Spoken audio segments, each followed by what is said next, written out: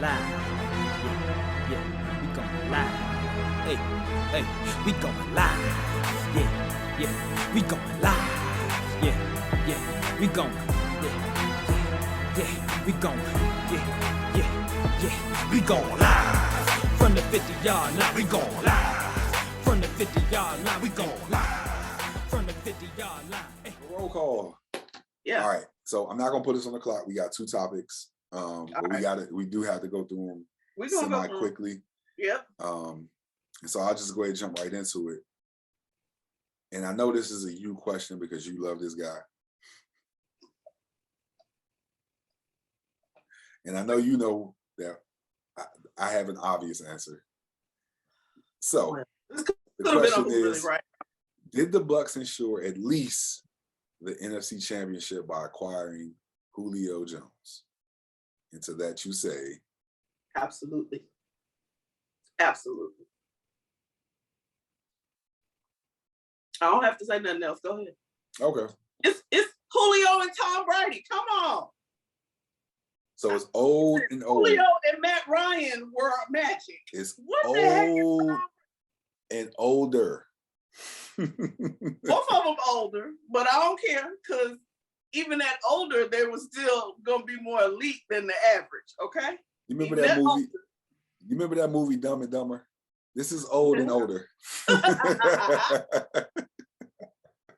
gonna fall off of my Julio. So, I feel like if Matt Ryan and Julio Jones, and I know what you're saying, I hear you, had the chemistry and magic that they had, I cannot imagine, because Julio ain't really played in a couple of years, so his body might be old and but his body ain't been abused like that, not really, in a couple of years.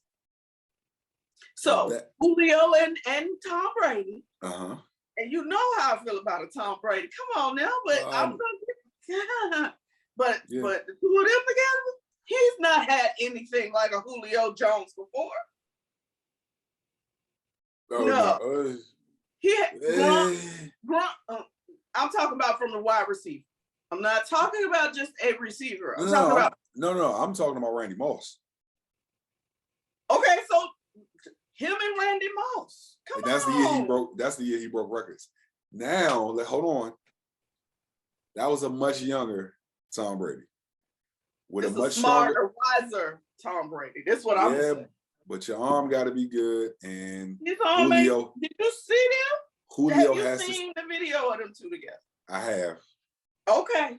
I'm not convinced that can happen for 17 games. Okay. They're gonna have to show me. They're gonna have to show me. Because that's only 2 people on the team now. I'm just saying. Yeah. Well. I think my thing is, even with the addition of Brandon Scherff, and shout out to you for leaving the Commanders, because it's a travesty going on up in there. I'm not even gonna get into that, but oh man, we're supposed to be off of this topic a long time. Yes. I just don't think it's gonna work.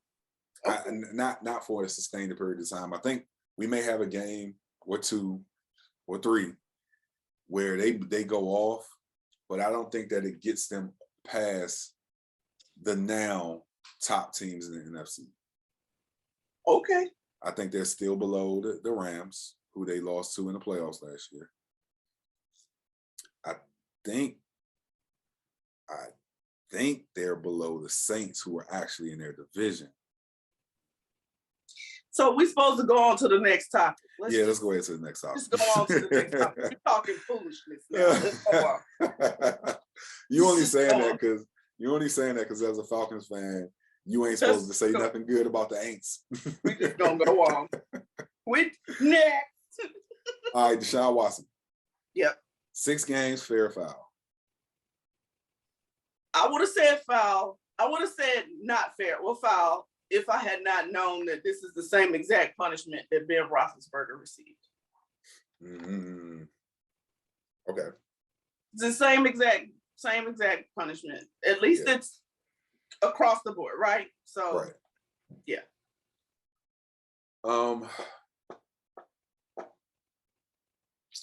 This is gonna be one of my more unpopular takes. And I believe it's because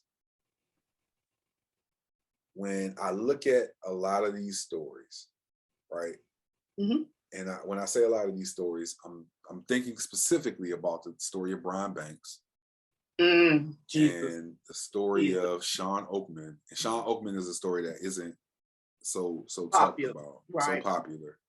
Yeah. And there's a kid from Georgia. I know what you're going to. Yes, Marcus Dixon. Marcus Dixon. Yeah. Shout out to Marcus Dixon, Hampton graduate.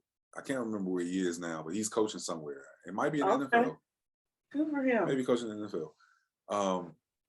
But the fact that there was not a criminal case at all. Yeah. And we are making our decision on a punishment based off of civil lawsuit settlements doesn't feel right to me. But I do understand that with sexual assault and rape,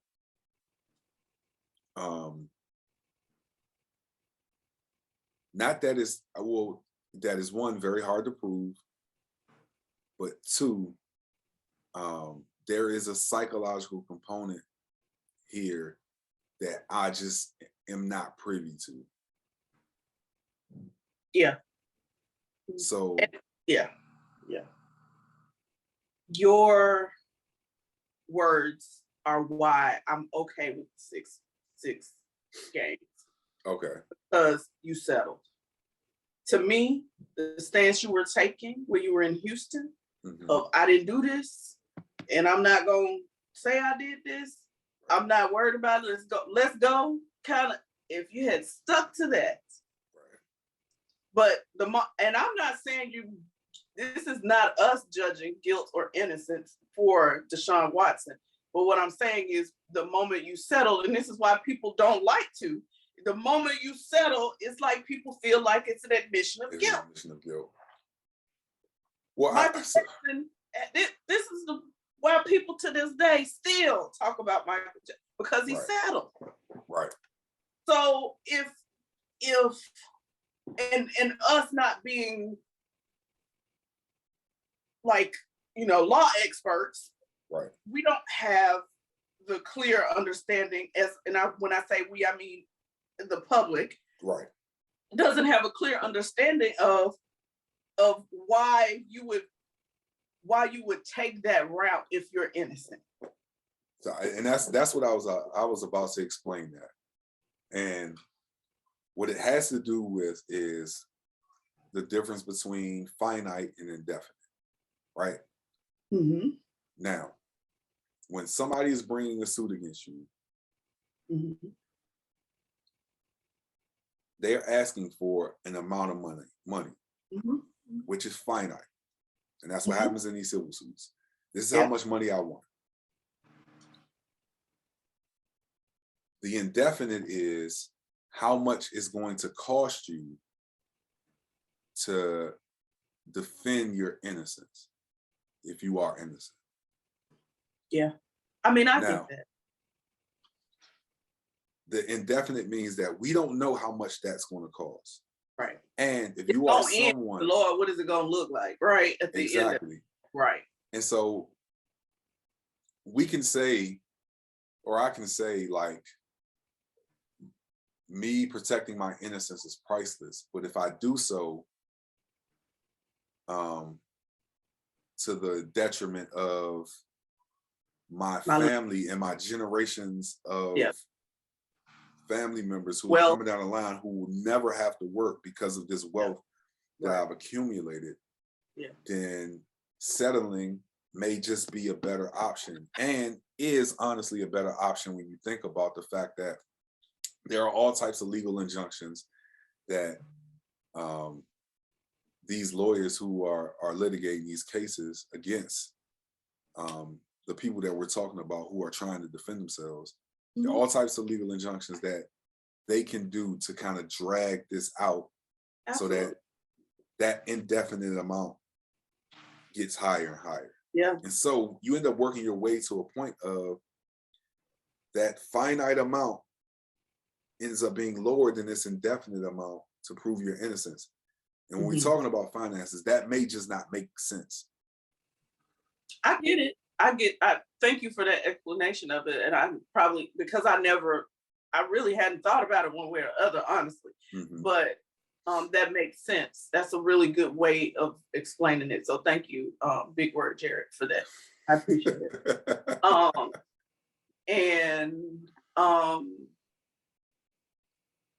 I see the logic, but how many, when I go back to the we of public, how many people in the public are going to take the time to think like that before they just, because we live in cancel culture. So it's either you this or you that. It's no in between. It's no, well, look at all of the facts. It's never that. It's either this or that. And so we live in the cancel culture that is now taking over every aspect of our how we do things. And so this was the NFL saying, fine, the pressure is on. We're going to have to do something.